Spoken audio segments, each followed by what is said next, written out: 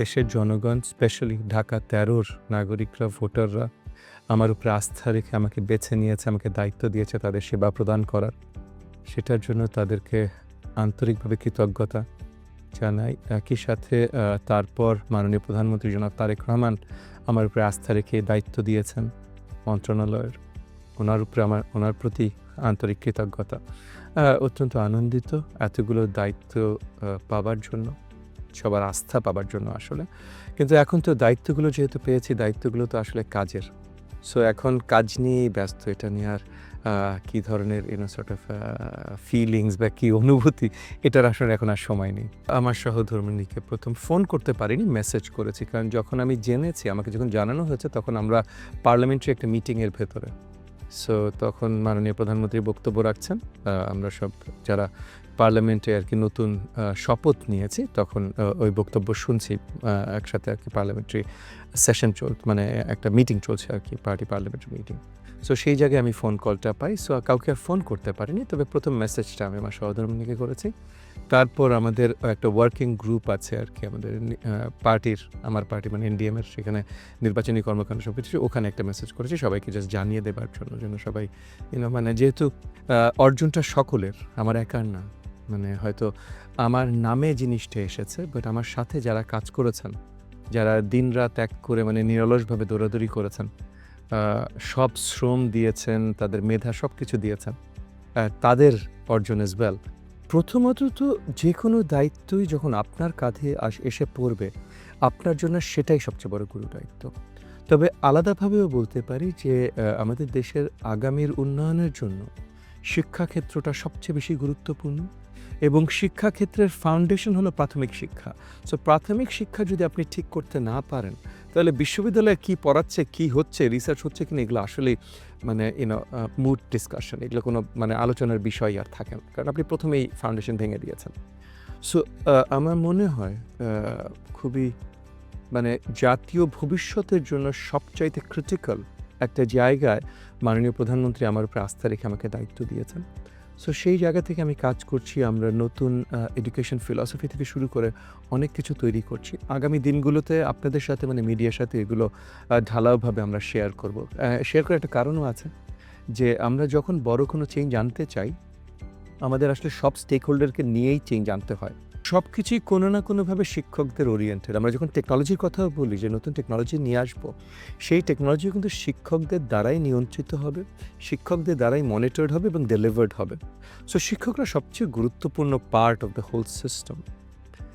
So এই জায়গাতে শিক্ষকদের ট্রেনিং, শিক্ষকদের মেধা বিকাশ, সঠিক শিক্ষকদের চুজ করা, একই সাথে শিক্ষকদের সঠিক মূল্যায়ন।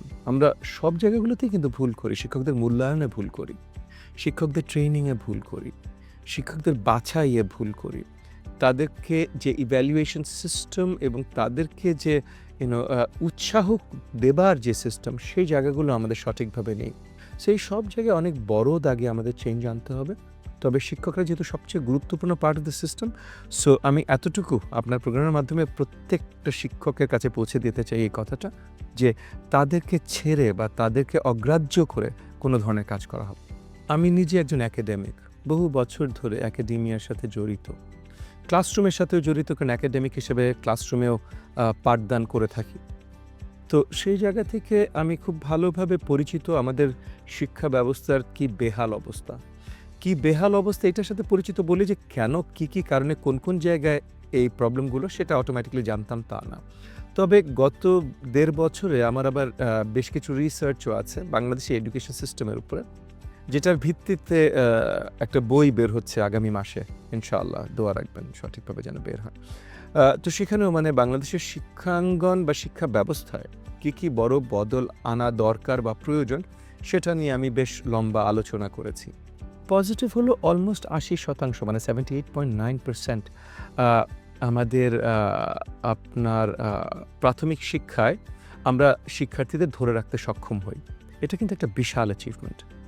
সো ভালো যেটা সেটা ভালো হিসেবে মানতে হবে, বলতে হবে। আমরা বিশাল একটা অ্যাচিভমেন্ট করেছি, অলমোস্ট ৮০% স্টুডেন্ট, মানে আমরা যেহেতু প্রাইমারি শিক্ষা কম্পালসারি করেছি, ইউনিভার্সাল করেছি, তার ভেতরে ৮০% স্টুডেন্টদেরকে আমরা ৫ বছর ধরে রাখতে সক্ষম হই। এটা একটা বিশাল অ্যাচিভমেন্ট। কিন্তু এখানে আবার আমাদের দুর্বলতা যে জায়গাটা আমরা ফেইল করছি, যে এই যে বিশাল ৮০% স্টুডেন্ট, ২ কোটি প্লাস স্টুডেন্ট আমরা ধরে রাখতে সক্ষম হচ্ছি, কিন্তু তাদেরকে সঠিক শিক্ষা প্রদান করতে সক্ষম হচ্ছি না। ৫ বছর তারা প্রাইমারি এডুকেশনের পরও, মানে প্রাথমিক শিক্ষা নেবার পরও তারা বেসিক বাংলা, বেসিক অঙ্ক, বেসিক ইংরেজিতে পারদর্শী হয় না। মানে মিনিমাম যতখানি পারদর্শিতা আসা উচিত ৫ বছর শিক্ষার পর, সেটা তাদেরকে আমরা দিতে পারছি না। তো এই জায়গাগুলোতে আমূল পরিবর্তন আনতে হবে। হ্যাঁ, শহর আর গ্রামে অনেক বৈষম্য আছে। শহরে স্পেশালি সর্ট অফ ভালো শিক্ষক পাওয়া যায়, কিন্তু সেই স্কুলগুলোতে ভর্তিও অনেক এক্সপেন্সিভ, অনেক ঝামেলাও আছে। গ্রামে শিক্ষক নিয়ে এমনও স্কুল আছে ২০০ ছাত্রছাত্রী, ৫ জন টিচার নেই। তো এই জায়গা, ওই ৫ জন টিচার বা যে ৪ জন আছে, সেই ৫ জনের সঠিক ট্রেনিং নেই। সো এরকম অনেক আমাদের প্রবলেমস আছে, সমস্যা আছে। এই সমস্যাগুলো সমাধানের জন্য আমরা টেকনোলজির ব্যবহার, ইনসেনটিভস চেঞ্জ করার সিস্টেম, মানে টিচারদের ইনসেনটিভস চেঞ্জ করার সিস্টেম, ছাত্রছাত্রী মানে শিক্ষার্থীদের গার্ডিয়ানদের ইনসেনটিভ চেঞ্জ করার সিস্টেম, তারপর আপনার কারিকুলাম চেঞ্জ করা, যেটা আরও সহজতর হতে পারে কিন্তু শিক্ষাটা আরও বেটার হতে পারে। এই ধরনের অনেক কিছু, এবং অনেক স্টেক হোল্ডারদের আমরা ইনক্লুড করার কাজ শুরু করছি। সো খুব শীঘ্রই হয়তো মাননীয় প্রধানমন্ত্রীর দপ্তর থেকে আমাদের ৫ বছরের প্ল্যান এবং প্রথম ১৮০ দিনের অ্যাকশন প্ল্যান পাবলিশ করবেন। এক্স্যাক্টলি কবে করবেন এটা জানি না, মাননীয় প্রধান মন্ত্রীর ইখতিয়ার এবং ওনার দপ্তর থেকে হবে। ১ বছরের ভেতরে টেকনোলজিক্যাল ইনক্লুশনের অনেক বিষয় আছে, কারিকুলাম চেঞ্জের অনেক বিষয় আছে। ১ বছর পর থেকে এই কারিকুলাম চেঞ্জগুলো আস্তে আস্তে বাস্তবায়নের পথে যাবে। সো প্রথম ১ বছর আমরা এই কারিকুলামগুলো তৈরি করব, এবং এই কারিকুলামগুলোর ভিতরে অনেক ডিজিটাল কন্টেন্ট আছে, টেলিভিশন চ্যানেল আলাদা করে একটা হবে, সো টেলিভিশন কন্টেন্ট আছে, আপনার টিচার ট্রেনিং মেথোডলজিস আছে। সো এরকম অনেক কিছু আছে আসলে, মানে খুব বৃহত্তর। মাননীয় প্রধানমন্ত্রীর সাথে আমরা যে পয়েন্টগুলো শেয়ার করেছি, আমাদের ৬ মাস ১ বছরের, মানে ৬ মাসের ফার্স্টে ৬ মাসে অ্যাকশন প্ল্যান, ৬ মাসে অ্যাকশন প্ল্যানেই আমাদের ২৩টার উপরে পয়েন্ট আছে। সো এগুলো অনেক বৃহত্তর, এবং এই সবগুলোই মাননীয় প্রধানমন্ত্রী যে প্রতিজ্ঞাগুলো, যে প্রত্যাশাগুলো দিয়েছেন ম্যানিফেস্টোর মাধ্যমে জনগণকে, সেই প্রত্যাশাগুলো বাস্তবায়ন ভিত্তিক এগুলো, এবং এগুলোর মাধ্যমে আমরা বিশ্বাস করি যে আকাশ পাতাল একটা চেঞ্জ আমরা প্রাইমারি এডুকেশনে নিয়ে আসবো। প্রথম কথাটা কিন্তু ট্রেনিং বলিনি, প্রথম কথাটা মূল্যায়ন বলেছি। মূল্যায়নের পর বলেছি ট্রেনিং, তাদের সর্ট অফ উৎসাহিত করা, সো ইভ্যালুয়েশন, তাদের সর্ট অফ সঠিকভাবে পিক করা, রিক্রুটমেন্ট। বাট প্রথম কথাটা বলেছি মূল্যায়ন। সো মূল্যায়নে আমরা বড় দাগে চেঞ্জ আনছি ইনশাআল্লাহ। আমার দায়িত্বে প্রাইমারি আছে, প্রাইমারি এডুকেশন। মিলন ভাইয়ের দায়িত্বে পুরোটাই আছে, সো সেকেন্ডারি, হায়ার সেকেন্ডারি সব কিছুই আছে। সো মিলন ভাইয়ের সাথেও যেহেতু আমি খুব ক্লোজলি কাজ করি, সো আমাদের প্ল্যানগুলো আমরা মোটামুটি কোঅর্ডিনেট করেই করতে চেষ্টা করি সব কিছু। সো সেই জায়গা থেকে আমি বলতে পারি যে শুধু প্রাইমারি না, সেকেন্ডারি, হায়ার সেকেন্ডারি সব জায়গাতেই আমরা ক্রমাগতভাবে ওই জায়গায় যাব যেখানে কোচিংটাই বন্ধ হয়ে যাবে। এক রাতে না, বাট ক্রমাগতভাবে। এটার জন্য আমাদের অনেক বৃহত্তর প্ল্যানস আছে।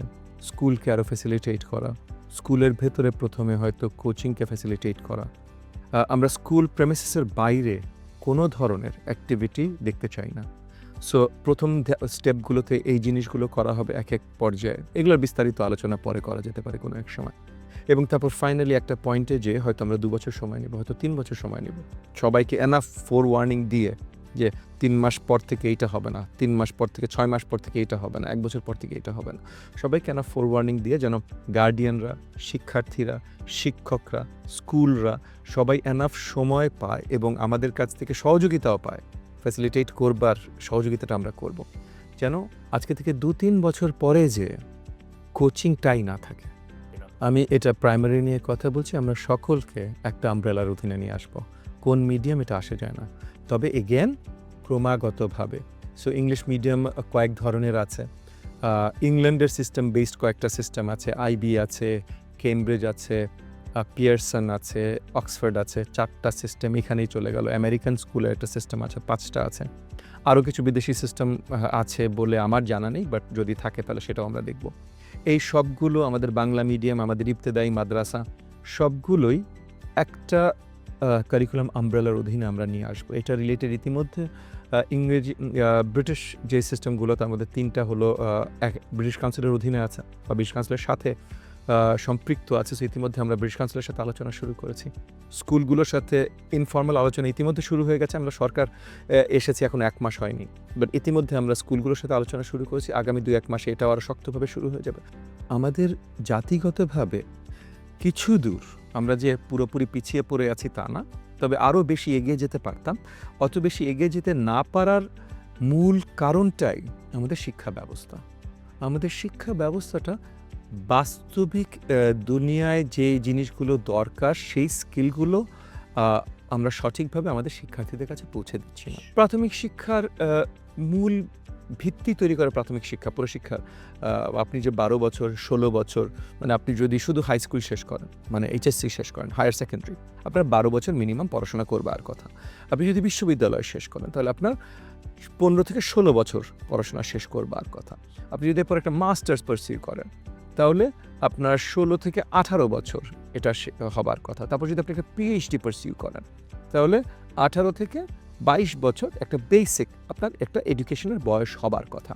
এই পুরো জায়গাটাতেই যদি প্রথম ৫ বছরই আপনি ঠিকভাবে কিছু না শেখেন, অন্য কোনোটা ঠিকভাবে হবে না। এগেন আমি ১৭ বছরের ঊর্ধ্বে একাডেমিয়াতে আছি এবং যে বিশ্ববিদ্যালয়ের শিক্ষক হিসেবে নিয়োজিত ছিলাম। মানে এখন মন্ত্রণালয়ের দায়িত্ব পাবার পর থেকে আর তো চাকরি করতে পারি না, চাকরি ছেড়ে দিতে হয়েছে। কিন্তু এই ১৭ বছর আমি দেখেছি তো যে ফাউন্ডেশনটা কত দুর্বল হবার পর আমাদের শিক্ষার্থীরা উপরে উঠে আসে। সো এই ফাউন্ডেশনাল ভিত্তিটা তৈরি করা, এই ৫ বছরে যদি আপনি ভাষা, কমিউনিকেশন, সিভিক, অঙ্ক, নিউমেরিক্যাল আপনার আন্ডারস্ট্যান্ডিং, এই কয়েকটা জিনিস যদি আপনি শক্তভাবে, সো আমাদের নতুন যে প্রাইমারি শিক্ষার ফিলসফি, দর্শন যেটা আমরা নিয়ে আসছি, এটার ভিত্তি হলো কমিউনিকেশন, সো ভাষা শিক্ষা, গণিত মানে নাম্বারস মানে অঙ্কর সাথে কমফর্ট, স্বাচ্ছন্দ্য বোধ করা। আমাদের দেশে আছে না, আমরা অঙ্ক ভয় পাই, এটা কিন্তু কমন ডায়ালগ। যে কোনো একটা দাওয়াতেও যদি জিজ্ঞেস করেন কাউকে ৬০-৭০% হাত উঠে যাবে অঙ্ক ভয় পাই। এইটা আমরা দেখতে চাই না। অঙ্ক আসলে ভয় পাবার জিনিস না। ওই যে কমফর্ট লেভেলটা এটা প্রাইমারিতে তৈরি করতে হয়।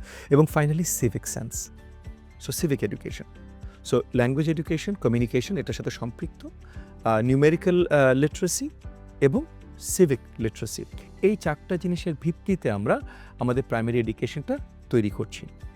দুটো হলো ল্যাঙ্গুয়েজ অ্যান্ড নিউমেরিক নাম্বারস, আর দুটো হলো কমিউনিকেশন অ্যান্ড সিভিক।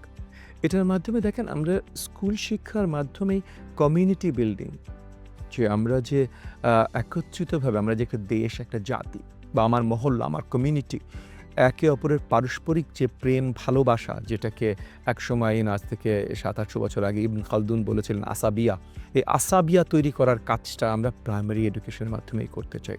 সো অনেক কিছু আছে। মাননীয় প্রধানমন্ত্রী অনেকগুলো কর্মসূচি দিয়েছেন, যেমন বৃক্ষরোপণ কর্মসূচি। সো প্রাইমারি স্কুলে কয়েক কোটি বৃক্ষরোপণ হবে আগামী ৫ বছরে। স্পেশালি আমাদের 5th ইয়ারের প্ল্যান হলো যে ইয়ার 5-এ প্রত্যেকটা প্রাইমারি স্কুল স্টুডেন্ট বছরে মিনিমাম একটা করে গাছ লাগাবে। আমরা এমন কর্মসূচিতেও যাচ্ছি যে প্রাইমারি স্কুল স্টুডেন্টরা তাদের স্কুলের সামনে রাস্তা পরিষ্কার করবে, তাদের স্কুলের ভেতরে জিনিসপত্র। সো এই যে সিভিক এডুকেশনটা, এটা আমরা পরিষ্কারভাবে নিয়ে আসতে চাই। যেন অনেক দেশে এই ধরনের জিনিস হয়েছে, জাপান বিইং কি এক্সাম্পল, বাট আমরা জাপানকে কপি পেস্ট করতে চাই না। আমরা আমাদের দেশ মোতাবেক, আমাদের দেশের জন্য কোন জিনিসটা ভালো, আমরা ওই প্রিন্সিপালটা পছন্দ করি, ওই ধরনের সিভিক এডুকেশন দেখতে চাই। ওই ধরনের সিভিক এডুকেশনটা আমাদের দেশে কীভাবে সবচেয়ে ভালোভাবে দেওয়া যেতে পারে সেই নিয়ে আমরা কাজ করছি। সো আমরা আগামী 6 মাসের ভিতরে অনেকগুলো পাইলট প্রজেক্ট শুরু করছি। সো আমরা চাই ক্লাস 5 শেষ করে একজন শিক্ষার্থী যখন 6-এ উঠেছেন, যখন সেকেন্ডারিতে সে যাচ্ছেন বা অন্য যে কোনো কিছু করছেন, স্কুলের বাইরেও সে একটা সঠিক ভালো নাগরিক হিসেবে তৈরি হয়েছে। এটার উপর আমরা অনেক জোর মনোযোগ দিচ্ছি এই দেশ জাতিকে সামনে এগিয়ে নেওয়ার জন্য। আমি আপনাকে ছোট্ট একটা এক্সাম্পল দিই। আমার নির্বাচনী এলাকা ঢাকা 13, বৃহত্তর মোহাম্মদপুর। এখানে একটা খাল আছে, রামচন্দ্রপুর খাল। এই খালটা পুরো বছরই একদম আটকে থাকে, একদম ময়লা হয়ে, মানে এটা আপনি যদি এটার দিকে তাকান আপনি মনে করবেন মানে এটা পুরো মানে পানি দেখা যায় না। পানির ভেতরে তো ময়লা, সিওয়েজ টিওয়েজ অনেক কিছু লাইন আছে, বাট পানি দেখা যায় না। উপর দিয়ে শুধু ময়লা এবং প্রবাহ বন্ধ হয়ে যায়, সলিড ওয়েস্ট দিয়ে প্রবাহ বন্ধ হয়ে যায়। সিটি কর্পোরেশন বারবার পরিষ্কার করে এবং 2-2.5 কিলোমিটার মতো আমার এলাকার ভিতর দিয়ে বারবার পরিষ্কার করে। তারপর ময়লা এসে আবার, কারণ আমার এলাকার লোকজনও ময়লা ফেলে, আবার ঢাকা দক্ষিণ থেকে মানে ময়লা ফেলতে ফেলতেই আসে আর কি। এই যে ময়লা ফেলা, এটার জন্য কি হয়, পানি আটকে যায়, এলাকা দুর্গন্ধ হয়, মশার উপদ্রব বাড়ে। এই সলিড ওয়েস্টের আরও অনেক ধরনের ম্যানিফেস্টেশন আছে, যেটা এলাকা দূষিত হয়, পলিউটেড হয়। আপনার অন্য সব জায়গায় এটার প্রভাব পড়ে স্বাস্থ্যর উপরে, মানে এলাকাবাসীদের স্বাস্থ্যর উপরে অনেক কিছুর উপরে প্রভাব পড়ে। এটা সিম্পল একটা কমন সেন্স, আমরা ময়লাটা বাইরে এইভাবে ফেলবো না, এতটুকুই। লার্নিং ইকোসিস্টেম তৈরি করা। সো দেখেন, বাচ্চারা সবাই ইউটিউবে যায়, আমার বাচ্চারাও ইউটিউবে যায়, ভিডিও দেখে, বা তারা বন্ধুবান্ধবের সাথে কী কী অ্যাপ আছে, কি স্ন্যাপচ্যাট না কি আছে, এগুলোর সাথে তারা বন্ধুবান্ধবের সাথে কানেক্টেড। সো সবাই ব্যবহার করছেন। আপনার একটু আর্থসামাজিক অবস্থা একটু দুর্বল এই এলাকাগুলোতে কম ব্যবহার করছে, অন্য এলাকাগুলোতে ইভেন আপনি উপজেলার সদর টদর মানে সাব আরবান এলাকায় চলে যান বা ইউনিয়ন সদর টদর চলে যান, ওখানে যারা মধ্যবিত্ত উচ্চ মধ্যবিত্ত আছে তাদের বাচ্চারাও সব রীতিমতো ডেইলি ব্যবহার করছে। এই জায়গাগুলোতে এই যে তারা সময় নষ্ট করছে ইউটিউব দেখে, এটা দেখে, প্লাস স্কুলে সঠিকভাবে টিচার নাই, লেসন প্ল্যান ঠিকভাবে হচ্ছে না। এখানে যদি আমরা একটা ইকোসিস্টেম তৈরি করতে পারি, যেটার কাজ আমরা করছি, যে ফুল একটা ডিজিটাল ইকোসিস্টেম, লার্নিং ইকোসিস্টেম, এখানেই তারা ঢুকছে, এখানেই তারা গল্প করছে, এখানেই তারা লেসন দেখছে, এখানেই তারা ভিডিও দেখছে, টিচার মনিটর করতে পারছে তারা কোন ভিডিওগুলো দেখে কতখানি শিখলো, কোন জায়গাটাতে তাদের শেখার ঘাটতি আছে, তাদের পরীক্ষার গ্রেড এখানে চলে যাচ্ছে, টিচারও জানছে কোনটা, এবং এই ইকোসিস্টেম থেকে তারা একে অপরকে জানাচ্ছে, বা ইকোসিস্টেমটা smart ecosystem, machine learning ecosystem. এটা একটা শিক্ষার্থীকে বা গার্ডিয়ানকে মেসেজ করছে যে আপনার কন্যা সন্তান ক্লাস 3-তে আছে, সে এই ক্লাসটাতে এই জিনিসটা তার বুঝতে অসুবিধা হচ্ছে, তাকে আমরা ইতিমধ্যে জানিয়েছি এই ভিডিওটা 2বার দেখো, আপনি একটু দেখেন, সে যেন এই ভিডিওটা 2বার দেখে। তারপর সে আবার ক্লাসে যেয়ে পরীক্ষা দিল, টিচার মনিটর করলো, টিচার দেখলো যে না, সে পড়ে নাই, সে পারেনি এখনও, তাহলে এই ভিডিওটা সে 2বার দেখেনি, তাকে আরেকবার ক্লাসরুমে বসেই কাজটা করানো, শেখানো, বাট এক্স্যাক্ট দুর্বলতাটা বুঝে যাচ্ছে। সো এই জিনিসগুলো যখন আমরা এই টুলসগুলো মানুষের হাতে তুলে দেব, তখন এগেন সবাই রাতারাতি এটা ব্যবহার করবে, রাতারাতি এক্সপার্ট হয়ে যাবে তা না, কিন্তু যে গার্ডিয়ানগুলো আরেকটু বেশি ইন্টারেস্টেড, তারা তাদের বাচ্চাদেরকে আরও সহজে সহযোগিতা করতে পারবে। টিচারদেরকে যখন আমরা ইনসেন্টিভাইজ করে, কারণ তাদেরকে মূল্যায়নের কথা বলেছিলাম, সঠিক ট্রেনিং দিয়ে মূল্যায়ন করে যখন ক্লাসরুমে দিতে পারবো, টিচার তখন এটা আরও সহজে ব্যবহার করতে পারবে। আজকে চাইলেও 50টা ক্লাসরুমে একটা টিচার সবসময় সবার দিকে মনোযোগ দিতে পারে না, কিন্তু সে যখন একটা ড্যাশবোর্ডের দিকে তাকাবে, দেখবে আচ্ছা আসমা বেগম এই জায়গাটা মিস করছে, আর আসমা বেগম হয়তো ক্লাসে সে খুব বেশি নজর দেয় না, কিন্তু ড্যাশবোর্ডে তার চলে আসছে, তখন এই আসমা বেগম, মা এদিকে আসো, তুমি এই জিনিসটা আরেকবার করো আমার সামনে, এই দরকার এই ভিডিওটা দেখো, বা আমি তোমাকে এখন লেকচারটা দিয়ে দিচ্ছি। এই যে এইভাবে করে আমরা বিশ্বাস করি যে এখন আমরা যে অবস্থায় আছি, দেখেন কোনো কিছুর, কোনো প্রবলেমের কোনো ম্যাজিক পিল নাই যে খাবো আর রাতারাতি সব সমস্যার সমাধান হয়ে যাবে না, বাট আমরা সমস্যার সমাধানের পথে যাচ্ছি এবং বড়ভাবে যাচ্ছি ইনশাআল্লাহ। আমরা বিশ্বাস করি আমাদের যে 5 বছর মেয়াদ বাংলাদেশের জনগণ আমাদের উপর আস্থা রেখে দিয়েছেন, এই 5 বছরের ভেতরে আমরা আকাশ পাতাল পরিবর্তন আনতে সক্ষম হব। এগুলো আমরা আরও শক্তভাবে অডিট করা শুরু করব, এবং এগেন ওই যে ডিজিটাল ইনফ্রাস্ট্রাকচার যেটা বললাম না, ইকোসিস্টেম, এই ইকোসিস্টেম অটোমেটিকলি মনিটর আরও শক্তভাবে করতে পারবে। তখন আমরা আরও ভালোভাবে জানবো এই টিচারটা আসলে কোথায়, বুঝছেন না, তার ডিভাইস কোথায়, সে এই ডিভাইসটা কীভাবে ইউজ করছে, সে তার ড্যাশবোর্ড দেখে লেসন দিতে পারছে কিনা, লেসন দেওয়ার পর বাচ্চা ইমপ্রুভমেন্ট হয়েছে কিনা, যদি না হয়ে থাকে তাহলে তার এনাফ ট্রেনিং হয় নাই বা অন্য কিছু হয় নাই, বা সে ডিভাইসটা অন্য কারো হাতে দিয়ে আসছে যার ট্রেনিংটা নাই। সো এই জিনিসগুলো এগেন আমরা নিজেরা তো পার্সোনালি, কারণ আমাদের দেখেন আমাদের ওয়ার্কফোর্স কম, আমার যে মনিটরিং অ্যান্ড ইভ্যালুয়েশন সেল, আমার প্রাথমিকের যে মনিটরিং ইভ্যালুয়েশন সেল, দেখেন আমার 1,65,000-এর উপরে স্কুল আছে, স্যার 1,30,000-এর মতো স্কুল, 1,65,000, আর তার মধ্যে 65,000-এর উপরে সরকারি প্রাথমিক বিদ্যালয়।